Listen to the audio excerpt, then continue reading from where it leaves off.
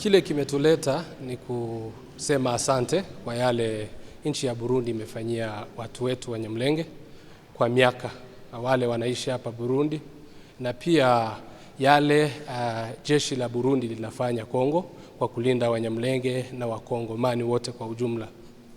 Tumeshukuru sana mheshimiwa, kwa sababu tangu jeshi la Burundi lilipofika pale, watu wetu wamekuwa wanasinzia wakilala na wamekuwa wako na afya nzuri kwa sababu ya Burundi. Tunashukuru sana, na hicho ndicho kilituleta siku ya leo.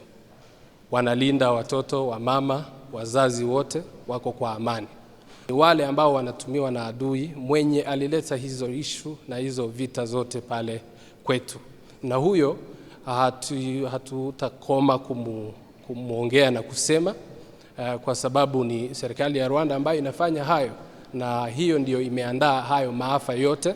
Hayo maneno ni ya uongo na tunayatupilia mbali sana, kwa sababu sisi tunajua kile Burundi ilifanya, kile serikali ya Burundi inafanya kule kwetu.